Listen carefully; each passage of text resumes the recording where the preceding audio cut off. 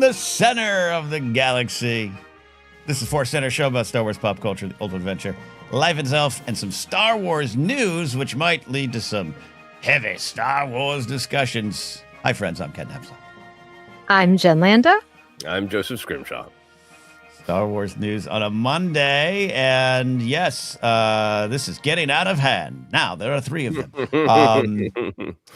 Before we get to all that, hey, today's podcast is brought to you by our shop on Fourth Wall. Check out our merch shop. Pick up a t-shirt, pint glass, coaster, something to help support the show out in the wild. Head to ForceCenter-shop.fourthwall.com, ForceCenter-shop.fourthwall.com. Plenty of time to get something before Star Wars Celebration 2027, because that's the lead time you need on shipping. I think we can encourage people to get things a little bit earlier. Okay. Like maybe this calendar year. Yeah, maybe for the Mando premiere. Look, Joseph, we don't want to bury the lead. Jen Landa's back in the center there. Look at that. I am with a halo around my head. Take it. That's all right. It's like the Coruscant sun. Yeah. My ring light is particularly bright, so I'm like, I might need to adjust that. Okay. But I'm here. It looks great. It just the little bit of like agitation just makes it look like you're thinking really hard about what's going on. Love that. Love that. Star Wars news discussion coming up. We got Tony Gilroy saying a lot of cool things, a lot of important things, a lot of interesting things in an interview with the Hollywood Reporter. We got some comics news. We got Steven Soderbergh running his mouth. I'm kidding. He actually said some interesting stuff as well. Does Soderbergh run his mouth? Maybe. I don't know. But before all that, we got to catch up with some life adventures. Joseph, our life adventures are pretty boring. You and I both ran into each other in the wild on a Saturday night. What a fun time. Yeah, it was. I don't think we've ever actually just run into each other like totally out of the blue. Ken and I were both going to see a different film. And my wife and I were done at this bar, and we were in Hollywood, and we were walking out. And I thought I heard somebody say Joseph, and then I did kind of half turns, like, nah, that's just your ego. And then I heard somebody say it again, like more like, hey, are you just ignoring us?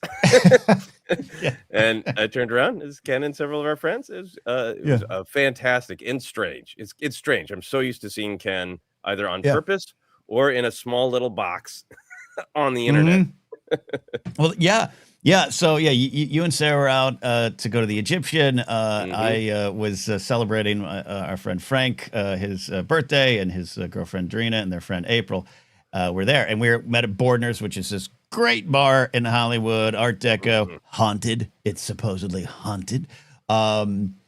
And I was having this, it was just April and I for a while, and I was having we were having this great conversation, and I was really into the conversation. But over her shoulder, I'm like, that looks like Sarah. I'm like, there's no way. There's no way that's Sarah, which is like, this is like almost a local bar for you. It's a bit of a hike, but you know what I mean? Like in my head, but I was locked in on this conversation. I was like, there's no way that's Sarah. Then when I saw both of you get up, I was so overjoyed. I think I cut off all conversations to be like, Joseph. But, anyways, it was a good night. Yes, we love that place. We've been going there more often. It is like it's a 20-minute walk from our apartment, and it's one of those. I first heard of the bar because the bartender at Musso and Frank said, hey, you know the bar where all the bartenders go? It's Bordner's. And it's got a great vibe. And sometimes if you sit there in the back long enough, a tour group will come through and you'll get a free little tour intro from the dark history of Los Angeles kind of tour. Yeah, and the bar does have a Star Wars connection for me. I used to go there back then about 15 years ago to a friend who lived up the street. And so we go there a lot. But Borders is a place in which I saw a Star Wars striptease. Oh, really? Yeah. Really? Someone had rented one, and it was like a pre-wedding kind of dinner celebration for a friend of mine, and a little Star Wars peep show happened at Bordner's. Where is Bordner's? Is Bordner's on Hollywood Boulevard? It's right off of Hollywood on Cherokee, I believe. Yes, yeah, it is. Oh, yes. I love LA conversations that our audience in England is like, the what now? Yes, Jen, it's right there. Right, I still don't say I have not stepped into Musso and Frank, which is insane. Insane. Yes, we will fix that. It's right across the street. Yeah. Anyways, Yeah. So yeah, and so Svetnik, I did see a movie. I went to see the Baz Luhrmann epic film, the Elvis Presley in concert. I give it a thumbs up. I give a recommendation. I don't know if I'll ever need to see it again. It's not a straight doc. It's concert footage, and I've grown up as a Elvis appreciator. Not so much a fan over the years, but I think I'm more of a fan than I was coming up in the '90s. And it was and it really oddly humanized someone at a point of his life where he became not only bigger than life, but that's the point where we all make fun of him. That's the point where all the impersonators take over. That's the point where we think of him as bloated and sweaty in the end of his life. And this was more at the beginning of his residency at the International in '69. And interspliced. It has some of that footage that's interspliced with like 2 big rehearsals and other things. And it tells kind of his life and career. And I really enjoyed it. And was shocked to learn. I had never, again, I'm not super steeped in Elvis. But he never left North America. Never performed. And there's a sad interview where he's like, I'd like to go to London. I'd like to go to Japan. Yeah, no. And it's the point where they're kind of going at Colonel Tom Parker a little bit in this section of the film. And you just feel how he was clamped down. And regardless, he's not perfect. He's problematic in some areas, blah, blah, I get all that. But like, this film did a good job in making him human, which was, I don't know. I'll find a Star Wars theme in it. It's like young Anakin. I don't know. But it was great. So I recommend it. I mostly know Elvis through the eyes of quotes from Frank Sinatra and Sammy Davis Jr., where they're both like, great guy, talented guy. That manager of his, piece of bleep. He's got to go. He's got to go. He's got to free that man. It comes up a lot when, Sammy and Frank and Dean Martin are all kind of wrestling with, he's the new kid on the block. We should be kind of frightened of him, but we think he's great. And we're going to welcome him. And that kid has wings and he needs to be allowed to fly. And he was not. Yeah, you would appreciate it as you would just appreciate, both of you would appreciate it. But Joseph, I know you appreciate it because there's Sammy Davis does attend the first show. And there's great, I'd say, behind the scenes footage of Sammy and him after the show and Cary Grant. And amazing. It's good stuff. So I recommend it. And then Molly needs to go to Moose and Frank's as well. So we'll figure this all out. So anyways, that was my life adventures. Any more for you, sir? Only other kind of direct Star Wars adventure. My wife and I, Sarah never got a chance to see Andor season 2. So we have started a rewatch. And it's really, really fun to rewatch them without the speed of how quickly can I digest them to talk about them with fans. And there's certain scenes that I've obsessed over and rewatched, and other scenes that I have not rewatched as much. And it's really delicious to just watch the details of how they're acted, shot, edited, directed. It's so good. Yeah, absolutely. I think that's on my list. I've been doing the film rewatch because of our Star Wars Reg series. I just finished New Hope and having a lot of fun with that, but that's on my list. All right. Jen? Yes. Yeah. Well, I'm here. Guys, I'm so tired. We're all tired. Yeah, so I've been obviously buried with schoolwork. I'm doing my internship, which, treating people, it's a lot of prep work. It's a lot of times where you feel like you don't know what you're doing, but you have all these things that you want to do, and it's a real it's a learning process, which is what it's supposed to be. But as you guys can tell with my perfectionism, it's really hard to be okay with being new at something, right? Yeah. Oh, God, it's really challenging, especially at my age, to learn new things. But yeah, so I've just been busy with school. And so, I haven't been here, and I'll take some time off next month in March to just really hunker down, because I'm almost at the end of my clinical practicum. I have midterms going on right now. I have a big test I'm supposed to take on swallowing and dysphagia that I'm like, I think I need to study for that.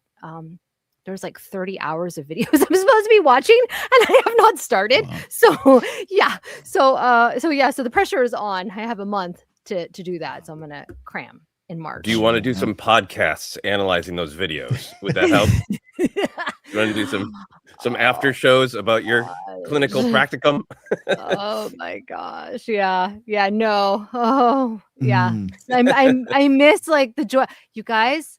And this is a confession. I still haven't seen the Mando and Grogu trailer. Wow. That's I how mean- that's how bad it is. That's how bad it is. I have not done what you have done, and certainly not with a whole family. But there were parts of the movie making process that were like that. Of like, I don't have 2 minutes, and even if I did, I wouldn't be in the right headspace to enjoy it, which I assume is kind of what you're feeling. You guys, it was probably best that I was not here for after the Super Bowl because I was Anakin. You would not have wanted me here. Would not have wanted my negativity on that teaser that we got because I had thoughts. We're not going to go there. I'm judging based on the online reaction to the trailer that things I might have been much happier with what we got. I think that's also, so it's like my own psychological like hang up of I don't want to go there yet. I'm going to wait. I'm going to wait till I'm in a better headspace to watch the trailer. Okay. Wow. Very understandable. Very understandable. Because you guys liked the teaser, right? You both liked the teaser? Loved it. Loved the strategy. Loved the strategy of it. You loved the strategy? Yeah. Ken. Because everyone was talking about Bad Bunny. The social circle was that, and so to have 7 days later, own it for a couple of days on your own, I think that was good. Yeah, Well, I what think it about the generated most part? awareness. Yeah, Did you not? okay. Did you enjoy seeing the taking aside things that you might have been upset about? Were you happy to see tauntauns, or was there too much anger to even enjoy tauntauns? Don't get me started on the tauntauns. Joseph, don't get me You got a started on the tauntaun problem? tauntauns. Oh, there's lots of problems. I mean, did neither one of you thought that it was like the Bud Light like horse commercials? It didn't feel like that? Was That was 100%. intentional? That was Oh intentional. God, yes, yes. Yeah, yes. Was I it think it supposed was to be like tongue-in-cheek intentional, Yeah. like satirical almost?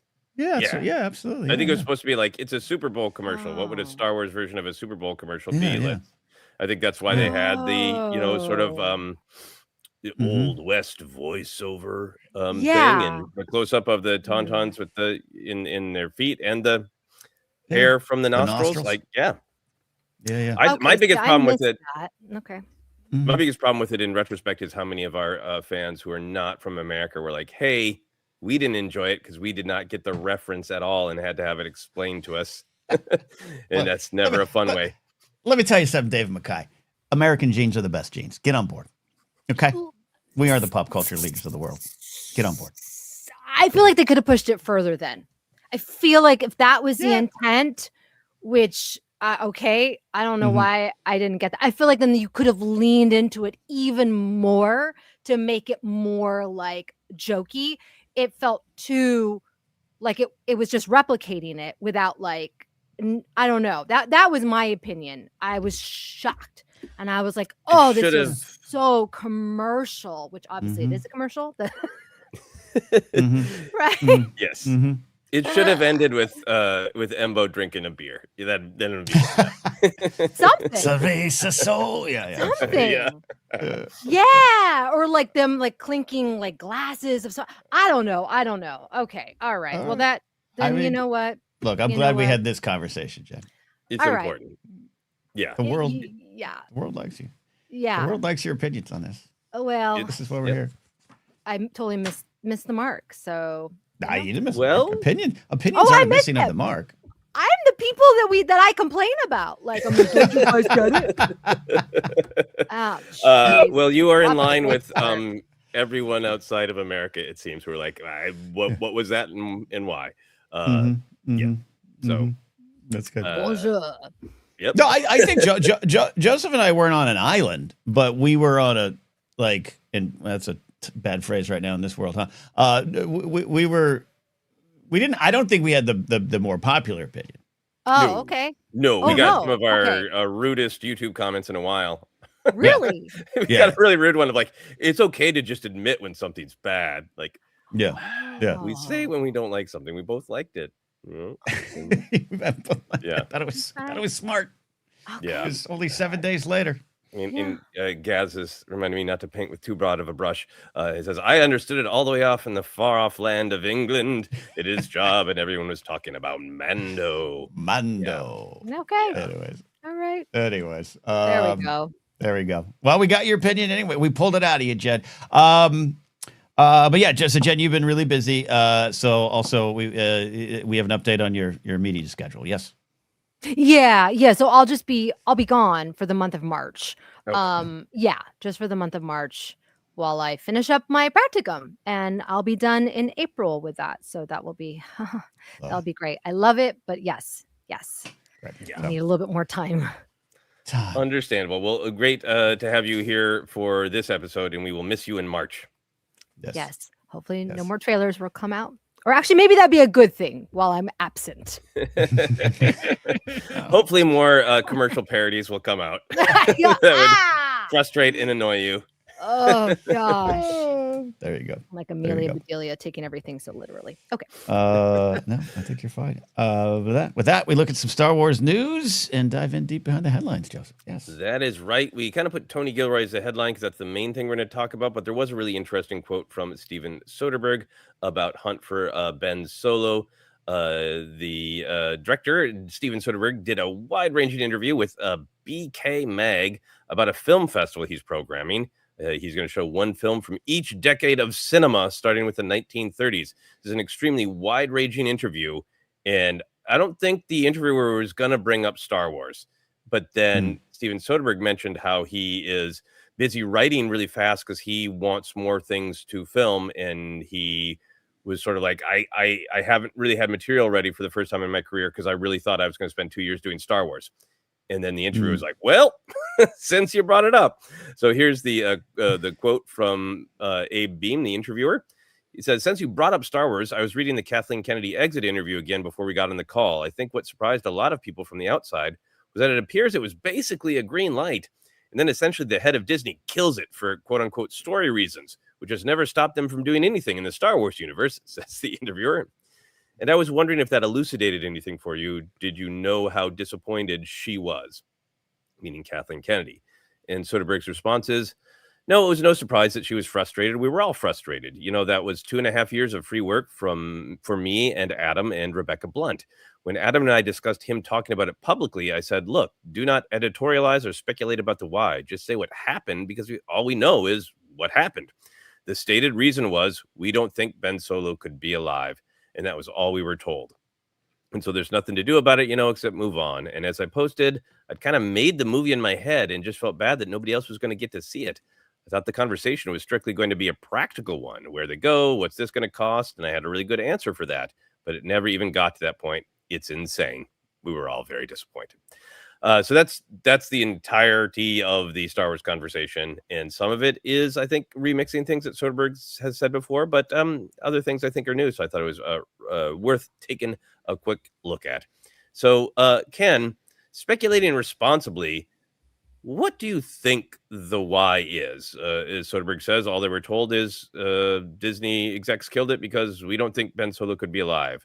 But why do you think Disney ended this? Yeah, and I don't even know the cast of characters. We can always look at Uncle Bob, but it could have been Thumb Bob at the time. I don't quite remember his reign. Dana Walden coming over from Fox has, I'll say from people I know, has an interesting reputation. So it could have been any one of these people sitting down and going, "Didn't we just end the Skywalker saga? Didn't what are we doing here?" Could have been that, and it doesn't mean it's right. I'm not here to defend people with salaries that you can account in yachts, but I could not understand it, but I could see that being part of the conversation. Why? It's frustrating. I don't have this level of experience with it, but I remember one time during the Collider run, we wrote this great sketch about the Bachelor. It was combining Bachelor and Stranger Things. This is the height of Stranger Things season 1, and we had a location set up. It was going to be in the underworld, and it was. We all believed in it. And one person was like, "I don't get it," and killed it. And which is weird because usually Canadians are funny, but they just said, "I don't get it," and it was disheartening. It's frustrating, but that's also the nature of it. So I don't know why. Could just be as simple as, I thought we killed him. And I know, and the article said, well, in Star Wars that doesn't count, but that's not Star Wars. That's not Lucasfilm. That is someone going, didn't we kill this guy? Mm-hmm. That guy? I thought we ended the marketing said the end of the Skywalker saga. This sounds like it's continuing. Like it could have been as simple as that. Jen, what are your thoughts on why Disney actually killed it? I think you're right, Ken. I think it was as simple as that, and a little bit perhaps of, we got a lot of criticism with Palpatine returning. We got a lot of criticism with like rehashing, the Death Star, quote unquote, right? Like all these things of them being accused of just retreading old ground. And I think that they wanted to get away from that. And I think it probably was the top people saying, no, he's dead. We're done. Let's move on. Let's do something fresh. Let's do something new. Something hot that the kids will like, right? I mean, it's just probably very, very simple. But yeah, because he is dead, right? He's dead. I mean, but that doesn't mean anything. Yeah. It's Star Wars. Yeah. Truly, I think truly. that's what's fascinating to me about that being the one sentence response of kind of story reasons. Because I don't understand like we think it's too soon to revisit, the sequel era. They'd be like, okay. But we don't think Ben Solo could be alive is weird to me because it does feel like it feels almost like just total fear of the sequel era, total fear of the reception of Rise of Skywalker and the line somehow Palpatine returned in particular. And it feels like that push for Force Awakens where everything was like, here's J.J. Abrams with another practical thing, not like those goddamn prequels. Like so much of the Force Awakens was, don't worry, it's not the prequels. It felt, which is so funny because that changed in a very short amount of time, the same way this is going to, because that is generally the trajectory. I'm not saying everybody's going to fall in love with Rise of Skywalker, but the sequels will raise in people's estimation because that is the trajectory of this. The other thing that's weird to me about it of we don't think Ben Solo could be alive. I have to imagine that some of the emotional response must have been, did you read the script? Because it's called The Hunt for Ben Solo.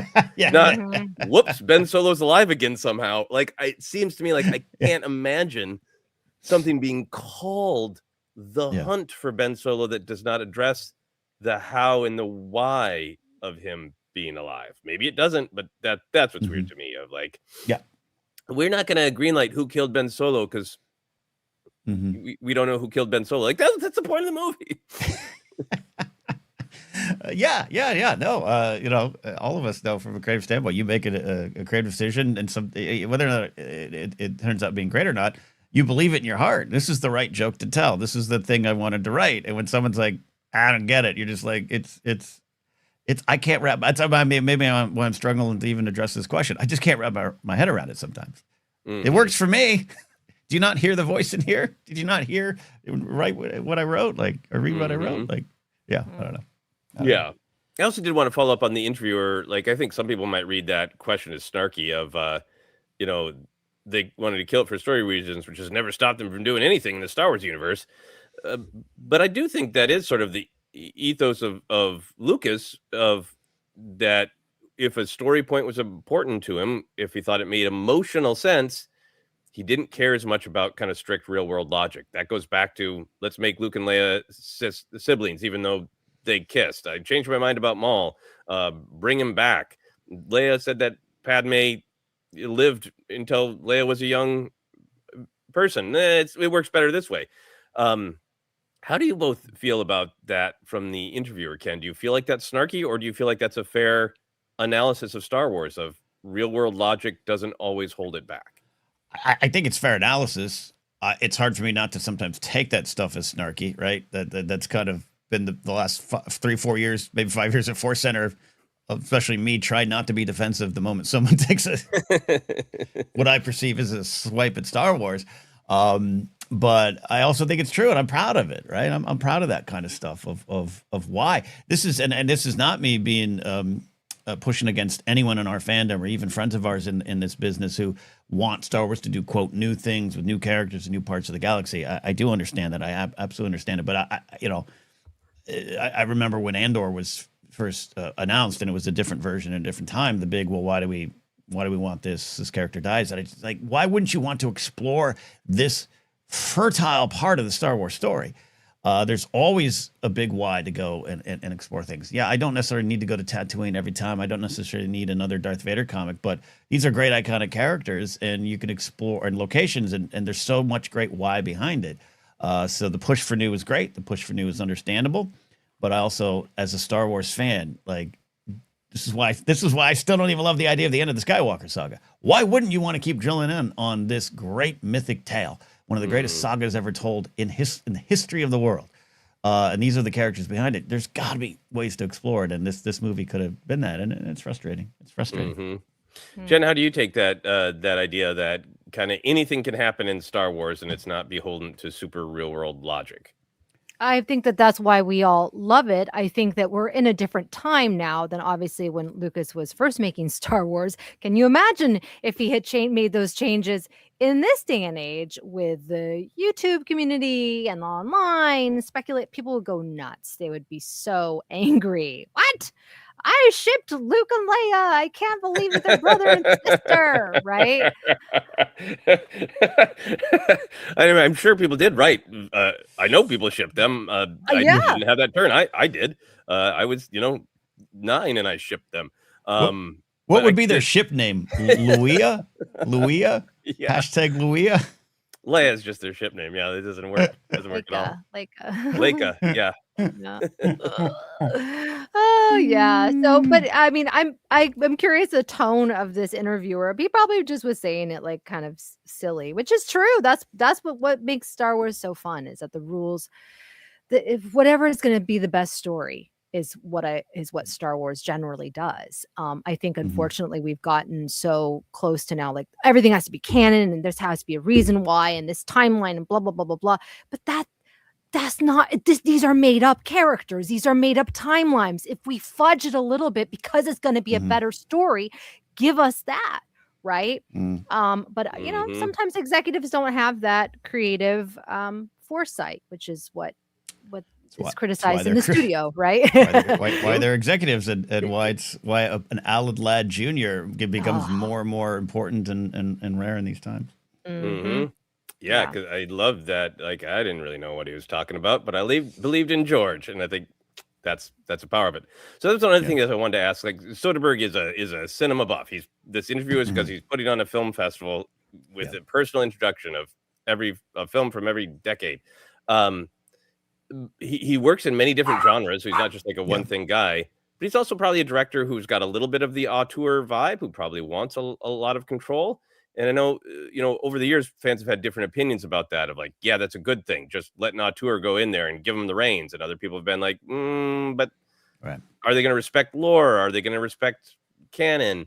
Jennifer, how do you feel about sort of that conversation of, letting an auteur, giving them the keys to Star Wars? I think it worked very well for Tony Gilroy, and I'm sure it would have worked very well for Steven Soderbergh. But the reason why is because of Kathleen Kennedy. I think his relationship with her, the talks that they had, I'm sure that she put him at ease, and probably, I don't know, the timeline would have been off from Tony Gilroy. But it's like, I don't.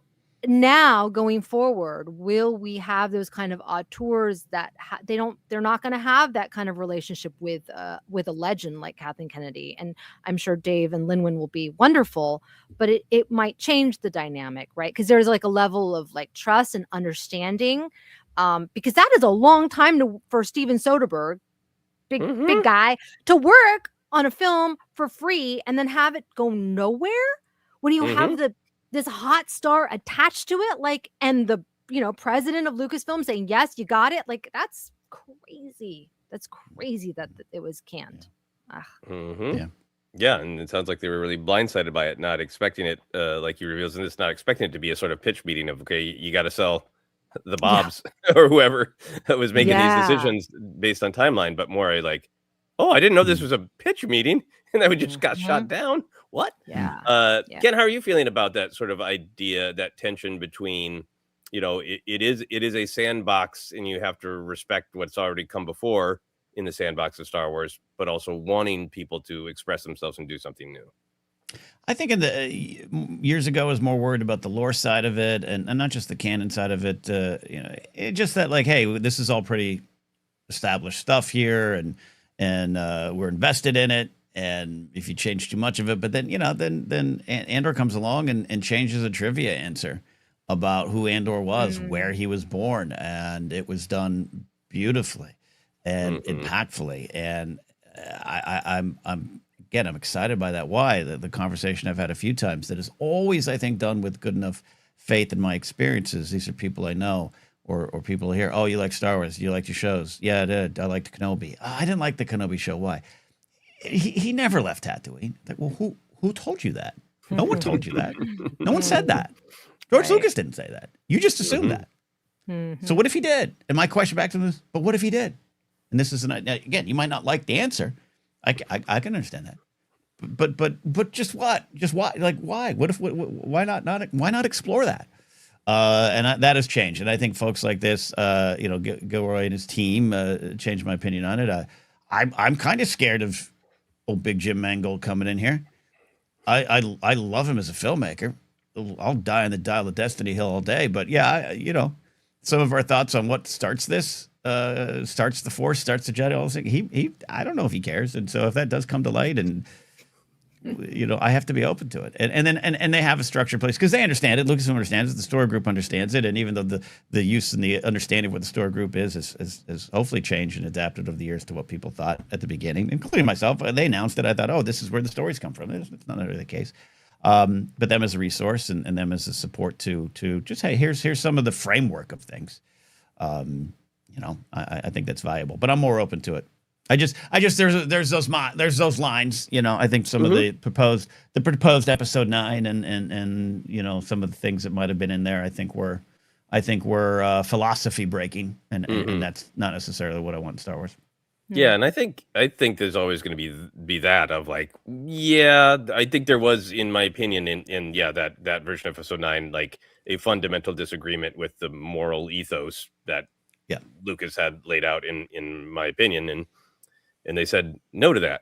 But they let Andor and Acolyte really challenge, how what is the line between revenge and justice, and in ways that are, I think, were mature and thoughtful, and caused a lot of great conversation and introspection.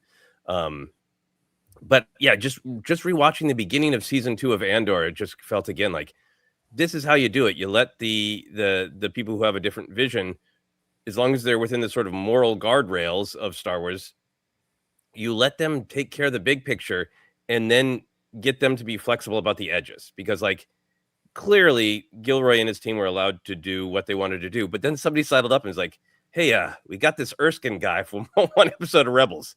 Can you put him in there?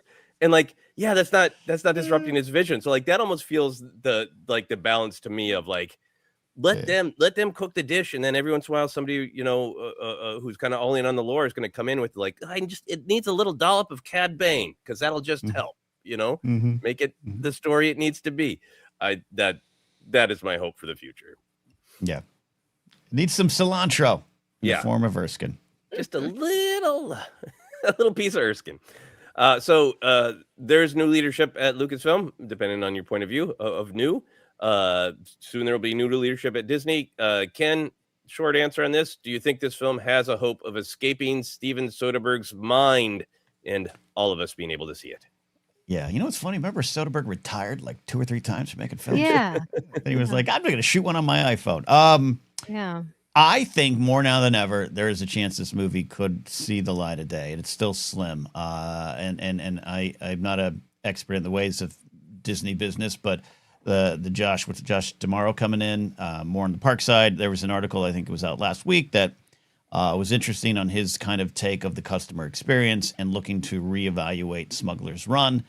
And everything he said in it, I agreed, and we've talked about it here. And Jen, you might have some opinions that I want to hear about Smuggler's Run being kind of boring for 4 of the 6 people writing it. And he addressed that. And a lot of people were going, hey, this might be a glimpse into how he views things. So I don't know. If you're looking around and you're like, well, maybe we got that wrong. Maybe one of the great filmmakers of our time and one of the top actors of our day and a great screenwriter had an idea we should reevaluate. And if so, he was willing to look at it, not just simply because it's the popular thing to do, but because it is a creative, fulfilling thing to do. I think that exists a chance. The idea of a hashtag, or the theories of Ryan Reynolds did to address the story, that is possible. But I think, I definitely think that's possible. That's why you have these interviews and get stuff out. But I think that happens way less than we think. Like I look at the Deadpool thing as an example. That's dominated. Well, let's just if the creators just got released it out there and the fans take it over and make it happen. This is similar in the mid 2000s. It's Always Sunny in Philadelphia, one of my all time favorite shows. Came out of these actors made a pilot, and it kind of got a cult following and got made into a TV show. And then I was out in LA during that time, and everyone thought we could do that too. Yes. Right, Jet, right? Oh, hey, yes. I got a web series. We're gonna do what the Always Sunny guys did. We're just. That's the only show it worked for. That's the only show it worked for. Trust me, I was part of one, like everything, and it doesn't mean you can't approach things and be creative and do things on your own now, but back then. So I think that aside, I say that all to say, like, I don't think there was any great hope when this first broke, but I think there's a little hope now. Yeah, I definitely think there is hope because they've got the evidence that a decent amount of people are interested. I think they sort of have the cover of new leadership. I think it would have been different if there's no new leadership. And like, we changed our mind, or it was a silly misunderstanding, or we were working on a hoax show. Who knows why? I love the clarification that Adam Driver spoke to Steven Soderbergh and the rest of the team to say, hey, I think I'm going to talk about this publicly. I don't know why he did. I don't know if it was let's try to put it across the public. It also seems to me that the way Adam Driver talks in interviews, that he's also just like I don't like to lie. I'm really honest, and I'm tired of having. Is there any reason I have to keep lying when I get asked about Star Wars? Every interview I do I need to keep lying? I wonder if that was the motivation, just because of how he responds to questions. Jen, do you think there's hopes of seeing this film? I think it's a huge risk because it's kind of it's Disney admitting that they made a mistake, right? So will they admit that? I don't know. I know that if this movie did get made, it would be huge in the sense that people would want to go see it. Everyone's going to want to see what was this project? Oh my gosh, Adam Driver is back. People love Kylo Ren, right? And it's making a statement from Dave Filoni and Lin-Manuel Brennan that we are going to take this chance. We believe in this project, and we've talked to Disney, and this is going to happen. I don't know. That's a lot. That's a lot to put on the new guard, and it's a lot for Disney to kind of eat their words. I don't think it's going to happen. But it's fun to dream. I agree with that. It would be fun to have the press releases of in the press tour of like, we changed our mind about Hunt for Ben Solo, and then like all the executives looking directly at the camera like, this does not mean we will change our mind about your project. Please do not approach us. Right. Yeah. Nick Tier said a great comment. Maybe us cutting the budget of Smuggler's Run because the rise went over budget was a mistake. Tomorrow wearing a hot dog costume in the Tim Robinson sketch reference. I think that's true too. I absolutely think that's true. My only hope is that they do recognize mistakes like that and are willing to change it, and that's kind of what you said, Jed. So well, before we get into Gilroy, we want to give a shout out to a couple of our listeners. Jared the TIE Pilot, thank you for the generous super chat, says it's Hoth outside. We beat the blizzard of 1978. I have a 8-foot snowdrift at my house. 32 inches have come down so far. Earlier in our stream, Professor Addy was also talking about how much shoveling needed to be done. So our thoughts are with people on the East Coast who are dealing with being almost buried alive. I know that feeling. My dad was compulsive, where he had been kind of buried in his rural house. And so like, if there was an inch of snow, he's like, we got to get out there right now to make sure we're free. So thoughts to everybody dealing with that. Thoughts indeed. But I bet you ain't going to make fun of my rent prices or my 57 degrees now. Jared. Jared. Y'all can't come here. Okay. I know it's 70. What is it? It's like 78 today. I'm so sorry. Today. Yeah. Sorry, we correctly refer to them as freeways with the behind it. I'm sorry, Jared. All right, let's get on to something less controversial than how you say the name of a freeway.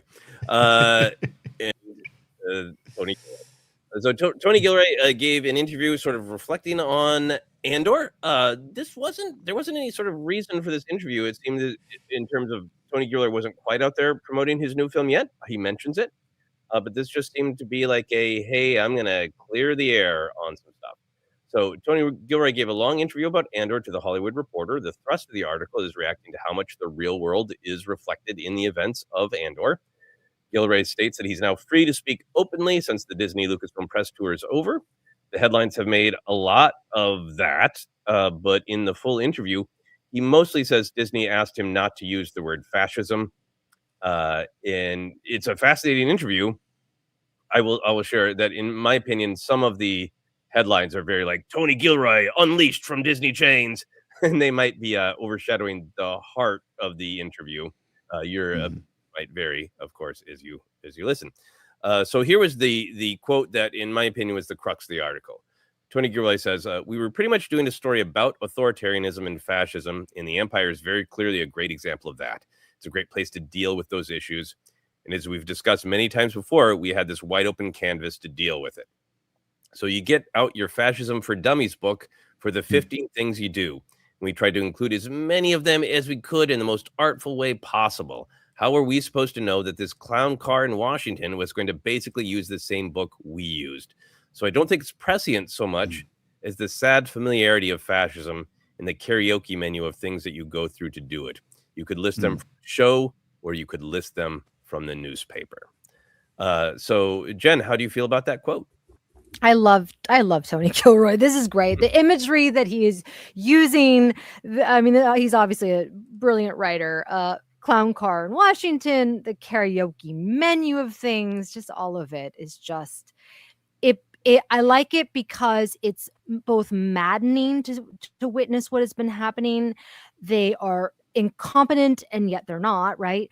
And it just it's helpful for me when he uses language like this, because it makes it more real that it's possible to defeat that, right? If you paint it as this big scary thing, we can take a clown car. We can deal with that, right? Like we can do that. So I appreciate his approach and his use of language. Yeah, I felt the same. I think a thing that we discussed is, it's horrifying and it grabs you by the gut, how prescient it feels to what's going on in America. In some scenes, even more. I mean, rewatching the scenes from the beginning of season 2 on Minrao, where our heroes from Ferrex are undocumented. Comparing that to what is going on in my home state of Minnesota is even more on the nose now. But the thing we talked about a lot as it was airing is, in my opinion, this level of fascism is unprecedented in America. We certainly had lots and lots and lots of horrible things in America, but this level of the official government trying to speed run fascism as the form of government in America is unprecedented. But it's totally, totally precedented in history and in lots of other cultures. And I think so there's this weird tension that I'm really happy that Tony Gilroy is addressing. Of it feels both like, oh, we predicted the future, and also like we just documented the past. We documented the thing that happens again and again. And I think I agree with you, Jen, that thinking about it that way it better positions us to imagine how to defeat it and to research how to defeat it. Ken, what are your thoughts on this quote? Yeah, once again, great quote. I know I was a little harsh with Tony in season 1, just on the Star Wars side of things, because again, I get defensive easily about Star Wars. But I love Andor. I love Andor season 1 too. I wish there was a 3. I wish he'd come back, but it seems like in this interview where he was mentioned, I've been doing this for 10 years, and he went, please don't say it like that. I think he's moved on, but yeah, it echoes things he said all through the press run. We now have a little more clarification, as we'll discuss, as to why he had say some of the things they said. But the show was a success on that level more than anything, and that's why I think people reacted to it. It was served up in the most direct manner, which is, I think, sometimes what people need. That's not a bad thing, and just to me shows he had an understanding of not only the story they wanted to tell, but understanding what goes on in our world. And so, yeah, absolutely. It feels like it's not only ripped from today's headlines, but predicting tomorrow's. And I love the way he's answered it from step one. And Molly just point out, it's so funny that Disney asked him not to use the word fascism because he used it quite often, Molly says in the press tour. I thought when the headlines came out, I was like, I thought I remember him saying that word. Yeah, he clarifies another reason that they held back from, doing a lot of straight comparisons to what is going on specifically in the world today that we'll talk about some more. But yeah, I hadn't really picked up on that. That's very funny. Thank you for pointing that out, Molly. It's very sadly funny. Jen touched on this about the idea of Andor being helpful, and Tony Gilroy's quote being helpful to process what is going on, at least specifically in America, because that's what I'm experiencing. I'll speak for myself. Ken, what images or ideas from the show Andor are helpful to you as you think about how do we push back against this fascism speed run in America? Yeah, in terms of just like the story and story structure and it being from history, that kind of, like you both have touched upon, there's also a playbook for defeating them that kind of works for me as well. I think we discussed it when we were talking a couple weeks ago, Joseph, you and I, about what was going on in your home state, in your home cities there, Minneapolis. And the Gorman arc, but the Gorman massacre episode is affecting on many levels. But for me, I always think of that great use of the radio of is anyone out there? Is anyone listening? Anyone hear us? And I think that's, I'm sure for you, Joseph, it's been really tough to, you can't just pack up and fly home and join, and you got to be worried about your friends and family there on the ground. Like you said, you don't know, anytime a headline comes out of something tragic, you got to wonder if you knew that person. And you might feel, I'm speaking for you, I guess, but feel a sense of helplessness of like, I'm here. But sometimes not only using the platform, and as we try to do here in ForceCenter, but knowing that it's happening, being there, hearing it, that what's going on there is not falling on deaf ears. I think also, again, of parts of Rogue One, and that's also connected to Andor, do you think anyone's listening? I think that's a good starting point. And I go to that Gorman thing, that moves me often. I could cry just thinking about it sometimes, of just like, that's the horror, right? That's the fear that even if you're fighting back, or even if while you're going through it, and so many people through the course of history and in the course of our country are not heard. I think we're better in certain arenas of hearing it and rebroadcasting the message. But that's one I look at a lot. I'm affected by that, and reminds me to keep listening. Yeah, I think that's very powerful. How about for you, Jen? Are there any specific images or ideas that you find helpful from Andor as you process? From both seasons, I would say it would be the power of the people. When I think of Andor, it is an ensemble show, and I think of all the different types of people coming together to resist fascism, and all different ages. Think about Marva, right? And somebody mentioned in the chat, like, her speech was just, oh my gosh, it's tear-jerking, because it's just so powerful, and seeing everyone there and grabbing whatever they have, whether it's rocks or whatever, because because they don't have the weapons that they need to fight back. But it is a power in numbers.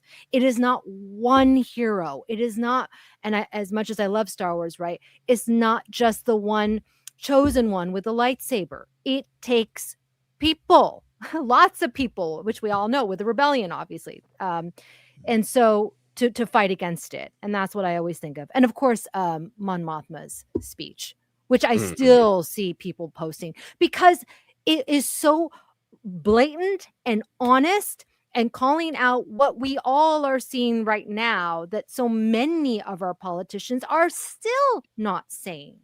And it's like, we're having to look to this fictional character to speak for us, because our politicians are not doing it. And it's just like, thank God for Mon Mothma speaking truth to power. Thank God for her saying what we're all feeling right now.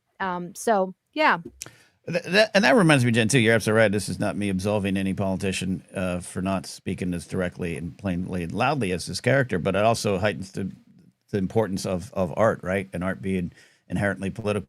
And sometimes that's how people are reached, because, we live in a culture where, politicians. And I understand that. I think that's not necessarily wrong. But if Mothma's the way it gets delivered, then that's something value, which you just added on to what you said. Hmm. Yeah. There are a lot of images in Andor that are moving and meaningful. I think the gore singing. There's been a lot of great singing protest in my home state of Minnesota. There's a video that I couldn't stop watching. That was relatively soon after the murder of Renee Good. There was a bunch of different kinds of clergy folk who were staging sit-in at the offices of the Target Corporation, which is one of the sort of pillars of the community that can and should do things differently and do things more and speak out. And they had a song about "We Will Not Be Moved," and it was just that sort of. It's such a powerful reminder of the power of art, the power of community, because it's all of these voices raised in song and raised in certainty that you will not win. This will end. And I personally believe that they will not win. This will end. We will end it as a people. The question is how long will it take, and how much pain will there be? But I have no doubt that it will end. And so, for me, one of the most powerful images in Andor is Dedra in the cell. It's painful to say it, but the nature of fascism is we always need to have somebody to other, and as the circles close in, the fascists start othering each other, and this is not a victory for the fascists in the end either. And that image of Dedra in the cell, I can't tell you how many times I've seen people posting that. Yeah. All right. So Tony Gilroy gets asked about a lot of specific comparisons in this interview, and he pretty resolutely comes back to the idea of predictability and sadness of fascism. Tony Gilroy says, "We're proud of the show. God, we're proud of the show. That's our sustaining takeaway. We were stunned about the prescience for a while, but we've really gotten to the point where it's really sad. It's just sad how predictable and lame and obvious and wrong it all is. Fascism is just a total fail in the end. It eats itself up in the end." So Ken, what are your thoughts on that quote? What's the value of seeing fascism as sad, from Andor to the real world to Darth Vader and Revenge of the Sith? How is it helpful for us to see authoritarianism and fascism as sad?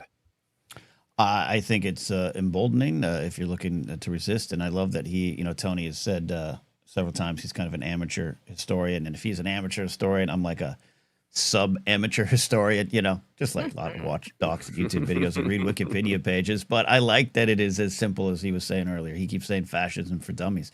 I don't think there's a fascism for smarties plan. I think it is what it is.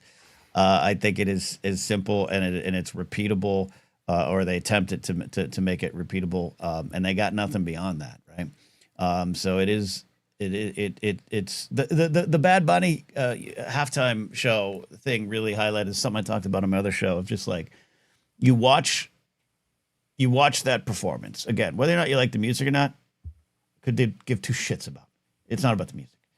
You watch that performance. You watch him not only celebrate his culture, but say things about what's going on there, the electrical towers, the power going out, all this stuff. You watch what he's saying, and then you watch the message of "Together we're all America." Only thing more powerful than hate is love. You watch that, and then you still are like, "That ain't for me." How sad and pathetic is that? That's your existence. That's what you're doing here. That's what you're fighting against. You're fighting actively against joy and togetherness, community. That, I think, can't be defeated. And seeing how it just gets more sad and pathetic every day. It really does to me. It really does to me. And that's why the culture war is an important battlefield. Gamergate and all that stuff. It's Star Wars, Last Jedi. Again, whether you like the movie or not, we can all agree it was pulled into the battle for a reason. And that's why it's important to see it like that and just kind of boil it down to the simple sadness and how we can fight back. If that made any sense. It did. Jen, what are your thoughts on seeing fascism as sad? It's sad because it was preventable. Like haven't we learned from the past? Like, it's just shocking to see people we know, people we love, who have been tricked, who have been, have fallen to believe this propaganda. Like, it's just, it's just shocking. I mean, I grew up watching PBS Kids and Sesame Street, Mhm. and it felt like we were pushing towards embracing multiculturalism and the power of diversity. And it felt like our country was heading in such a great direction. And people got very, very scared. Sorry, white people got very, very scared of no longer being in power and being the majority, and so they quickly turned to the playbook, Fascism for Dummies, and here we Page are. 32. Page and so yeah, it's I'm glad because it is sad. It is Mhm. sad. It's like when you see someone making terrible choices and you're like, come on. We've Yeah. been like, didn't you learn? Like, come on. Especially the repeatable nature of it there. I always go to the Yes. Satanic Panic because we grew up in the Oh, God, Satanic yes. Panic, and my He-Man toys were taken from my youth pastor and studied and all this kind of stuff. And then they gave me a King David, the man who sexually assaulted Bathsheba and sent her, husband to the front lines to die in a fictional story. But it's like that's repeatable. We every other Satanic Panic has failed to prove to bring forth any truth or anything that's actually correct. It's just fear. And so I get frustrated at how simple. I said page 32. That's for us to learn about it. The actual playbook for fascism, I think, goes with like 11 pages. Like that's all they got. And those are all, you know, like 26 point yeah. font. And Real mostly pictures. Let's be honest, mostly pictures. But mostly yeah, pictures. Yeah. No, I mean, and we could go on and on about the why of how Jen, you're so right. It's sad that we got here because it's avoidable. yeah, You could go on and on about it, but I think about it. I posted about this on social media. When I was in like 4th grade, a kid scrawled a swastika on the playground. I think just kind of like, I understand this image is offensive, so I'm just going to be I'm going to kind of do the naughty thing I'm not supposed to do. I don't think the kid understood what it was. I mean, I had just the most gentle, kind teacher in the world, like real soft spoken. Just came in flaming mad. He was bald, and I remember his head being red, and just canceled everything and drew the swastika on the board. It was like pounded the board and said, "Do you know what this is? Do you know what this means?" And like 4th grade heard about what the Holocaust really was. And just that intensity as World War II in particular has passed, I feel like we've lost some of the exactly what Gilroy is doing here of like, it's a playbook. And this is the price of it.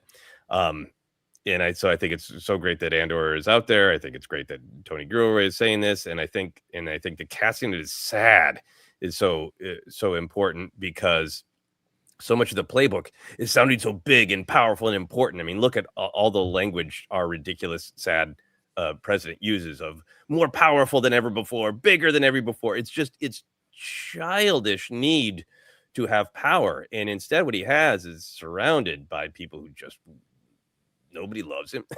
People want money or access, and he's an older man, and he's not. They have Kid Rock, and they don't even like his music. They have ashes. It's sad. It is sad, and I think the more you call it sad, the more it takes the wind out of their sails that they are building a super strong, safe, and secure society. It's like, no, you're not. You're sad. You're building absolutely nothing. You're building your face in a history book as a loser. That's what you're building. And you're not building anything that has ever not been defeated. To me, Yeah. It'll happen. Yeah. All right. So want to be sure to talk about one of the other important things that he said in this interview. He acknowledges that some of the press junket rules were there not just because Disney requested it, but for the sake of the actors. He says the actors have a broad spectrum of political ideas, and he didn't want anybody to perjure themselves or violate their conscience. So we came up with a legit historical model. It was very, very safe and legitimate place for us to sell the show without ever having to say what I'm free to say now. And I kind of take that as, hey, it's true that this is based on fascist takeovers and resistances throughout history. So let's just not bring in modern references, because that's perfectly true. And bringing in modern references is going to open a can of worms for lots of folks. But Ken, what did you get out of this quote? Makes a lot of sense. It's just look at the kind of the the world we live in, and it's beyond just like as from a business standpoint. You could, you got to make sure everyone wants to even say that stuff. When you're in the public eye, there's some real dangers to it. Maybe sometimes you wish they would. Maybe sometimes some people do. Like some actors are just more comfortable with that. Some are not as educated on it or don't feel like it. Like it just makes a lot of sense. And also, I think sometimes this is not across the board, especially kind of with some of the stuff we're saying today. But sometimes just gotta pointing to the art and maybe having the art do the work is more effective to those who are listening. You just have to be aware of where you're at. I could be a little bit more open here. I'm way more open on the blathering with a lot more F-bombs, but we know our ForceCenter audience, we know what we're building for. That's just kind of the way we do things. But when I'm producing on my show Tuesday with working for this guy, Pat Conkey, Culture, Faith, and Politics, I know with his audience, I can't even say something like King David and the story of that. All that is fictional. I know because I'll lose them, and then I just lose the way to communicate with them. You just got to be aware. I think that's just the realities of it, and everything spins out of your control so fast. Mm-hmm. Jen, what do you make of this quote? I think it's complicated because the actors need to get work, right? So they don't want to be pigeonholed or seen in a way that's not going to get them hired because the creative people don't align with their political beliefs. We're also in a culture right now where we have power as consumers, and if we don't like someone's politics, we don't have to go see their movie. We don't have to watch their show, and that is our right. And while I may align with someone's politics in Star Wars, there may be somebody else who is like, no, I hate that, and I won't support them. And then it affects the entire project and the entire team that participates to make the movie or make the show, right? And then the whole story gets overshadowed by it. Obviously, I think if you're an absolutely terrible person who is doing horrible, horrible things, you should not get that kind of grace, right? Of being able to separate the art from the artist. But yeah, if you're from different, well, no, I'm not going to even go there. No, I'm just going to stop there. It's all complicated. It's also complicated. It's complicated because it's business, man. And I don't know. Yep. Yeah, we're way more comfortable speaking out here. But like, I don't know. I don't know. Correct me but like, if I put food on my table because of ForceCenter, I do have to put some thought into what I say. Oh yeah. On ForceCenter, lest it lose ForceCenter for me. You know what I mean? And that's just a dumb capitalistic reality we live in. But that doesn't mean you don't want to speak up. Doesn't mean you don't want to use your platform. We have made the decision over the last few years to be more open and honest and direct than I think we were, but not because we were hiding behind anything. This is also, hey, we're the Star Wars podcast, and that was kind of more the way you did things back then. Now I think it's less. I couldn't sleep at night if we didn't, right? And I don't speak for you two, but I think that you probably have similar vibes. But at the same time, it doesn't mean you don't think about it, Yeah, I think for me, there's that sort of when is something crystal clear and you can state, when do I feel I can state something with my whole chest and I have enough knowledge and enough moral conviction that like, yep. And then when it's something like, oh, that's actually a complicated issue and might there be things I don't see? And, I love doing more episodes with the actual chat, and like folks in our chat right now are talking about the politics of the UK, which I don't know as well.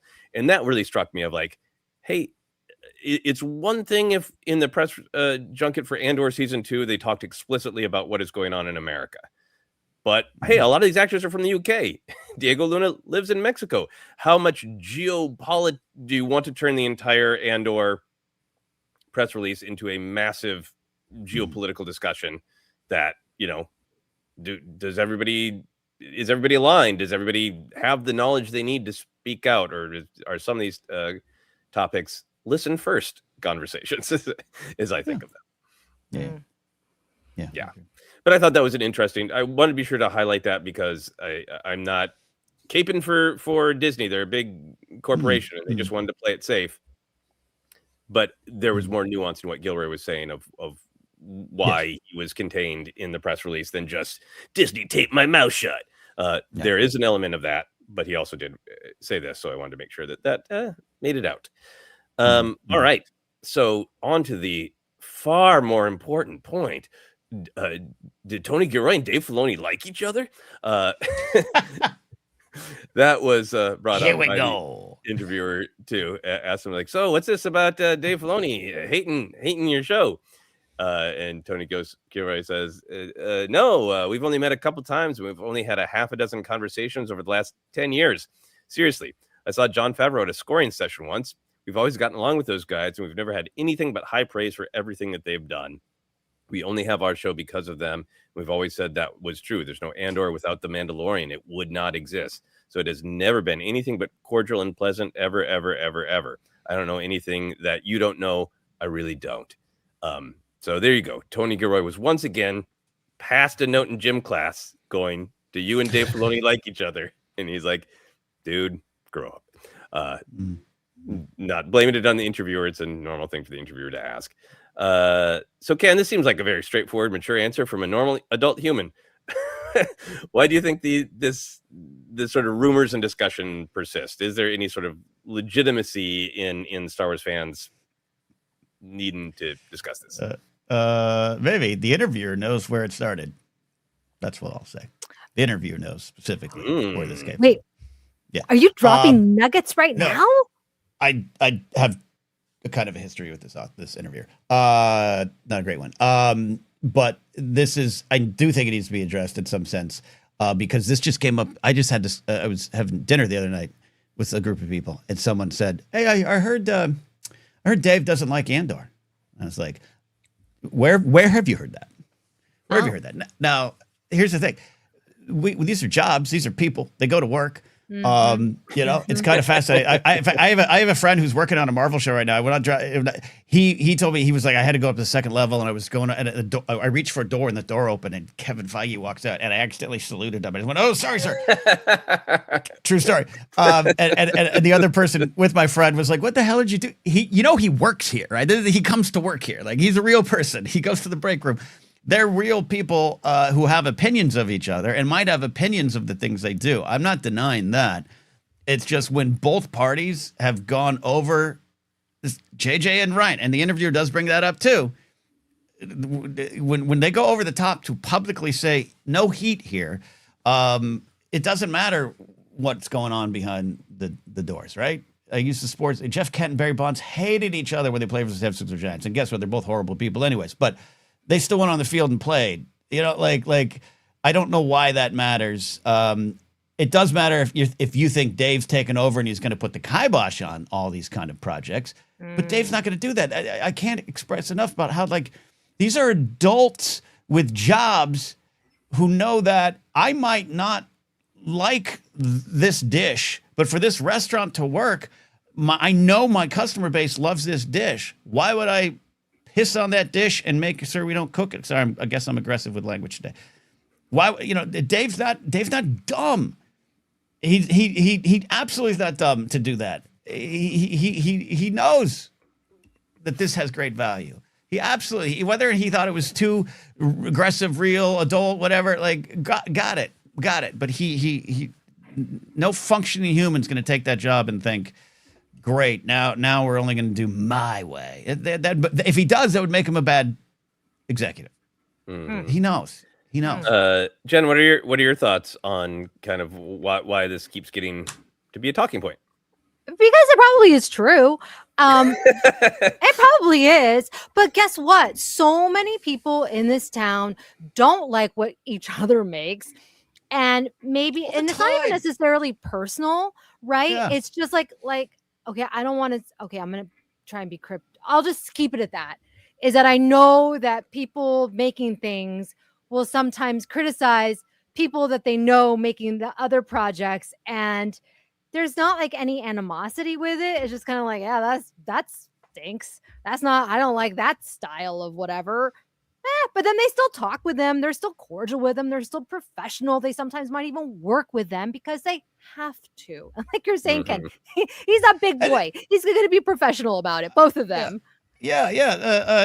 Nick Tears, Filoni being polite and supportive to Gilroy does not contradict him personally disliking the show, and that's true. I've heard as much personally for those who would know. Dave is big enough to not be impolite. Do you know how many green rooms and comedy shows I'm in with a complete idiot on stage, and I have to, hey, make a good set. You know why? Because I just want to get on with my day.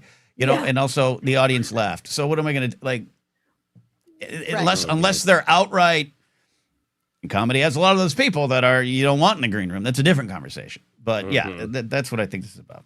Yeah. I have also heard from people who personally have worked with Dave Filoni about things he likes and he does not like. Because I think he is a talented creator. He's also a Star Wars fan who used to dress up as Plo Koon. And I think given his creative work in Star Wars, if that interview with Lucas had gone the other way and he had never been hired and he was a talented writer and director off making something else, but he was, showing up to press screenings of Mandalorian dressed as Baby Grogu, I think he'd maybe go like, Andor's really great, but I kind of prefer the more mystical side of Star Wars. I think that's like a lot of our folks are saying in the comments. That's totally like, yeah, he's got personal taste in Star Wars, but the idea that he would as the new lead, one of the two new leads, that he would put the kibosh on other Andor-like things doesn't track for me, and that to me is the only sort of practical reason to be concerned about it. But yeah, I don't think he would. Yeah, and a lot of the folks like we're never going to get another Andor are the folks who don't understand any of the other themes and the politics and the real world stuff and the other stuff either, right? These are people who couldn't understand a second of Bad Batch, which I think is more directly political at times. These are people who are quick to joke and say we didn't need this movie, that movie was bad. It was, and that frustrates me too. Clearly, of some of this is fostered by those who are like, you don't even understand what's out there to begin with. So, what are we gonna do here?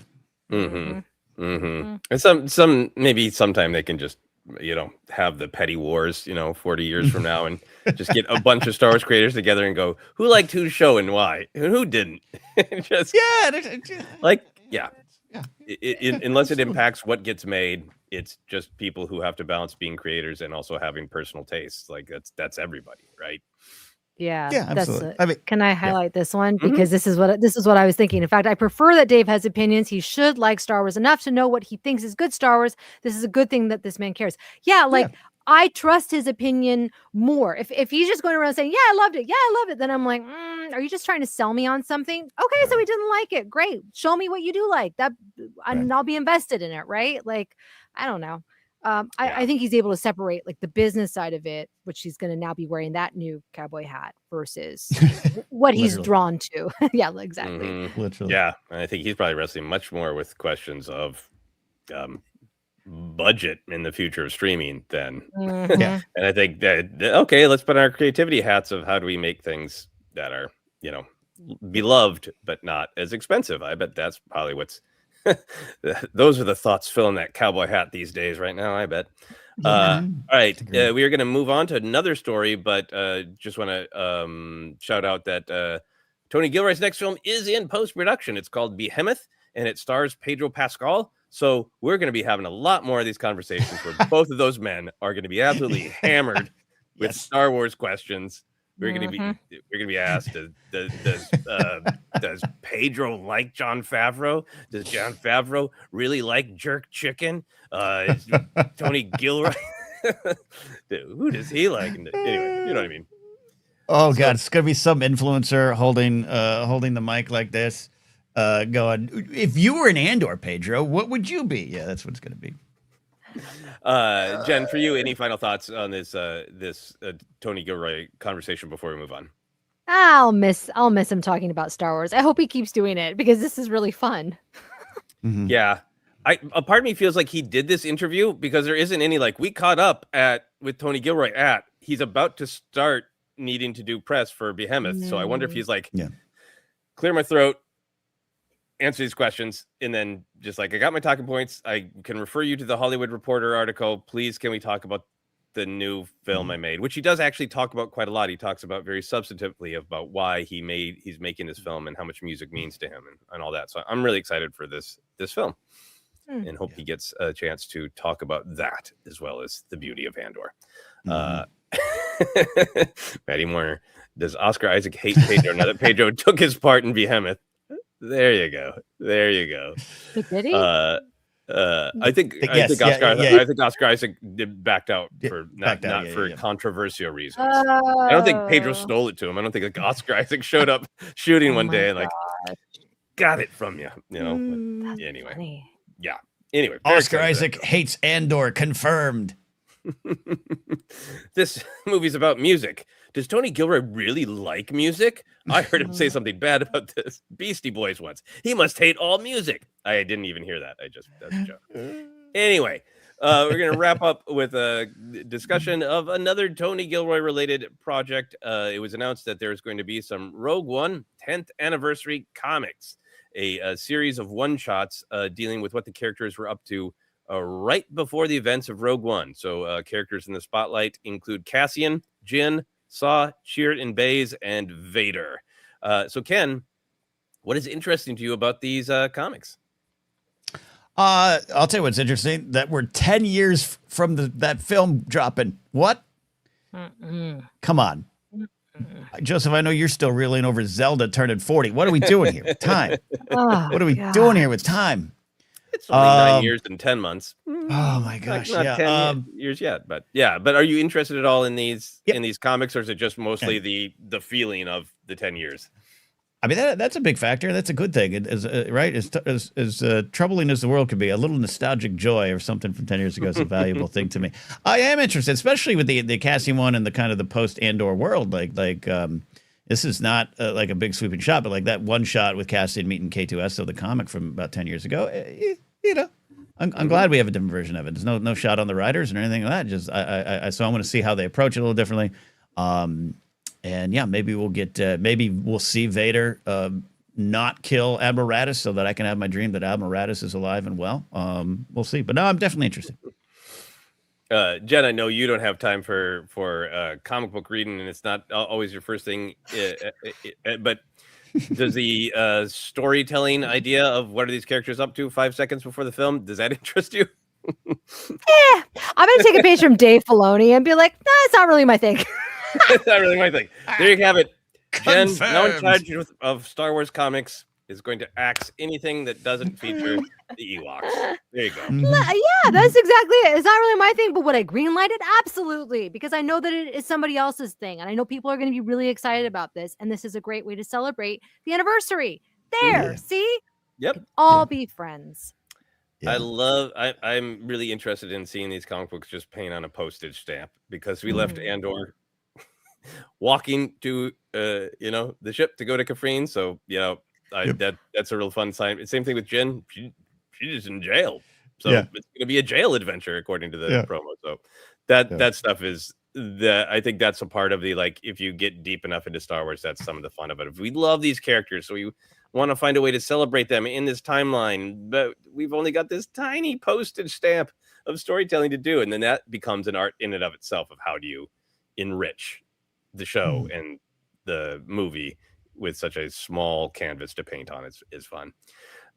So this is my final question, and we're already getting some good comments about this. We're going to be going through, every year is going to be a 10-year anniversary. We went through Force Awakens, and I think some of us felt like the celebration was light. We've already got these comic books announced. Ken, how big do you think some of this Rogue One celebration might be? And do you think it's going to be much bigger than The Force Awakens? I think it might, and that will start a long list of grievances to be aired on podcasts and shows and YouTube thumbnails and everything. Yeah, and I can understand some of it. I think the 10 years of Force Awakens was a little light for me too, but the reality is this is a beloved film, as was Force Awakens, but it was beloved in a different way. As you say, Joseph, it's the safest one to bring up at parties, and so is Andor, and I think that might bring about some different kind of celebration. And I for one, am happy to celebrate. I wish to God that we could get the band back together, and those of us, you, Sarah, my friend Ryan, his wife, and everything, we went to see it at the Cinerama Dome. Mm-hmm. I wish to God that would be an opportunity, but I just.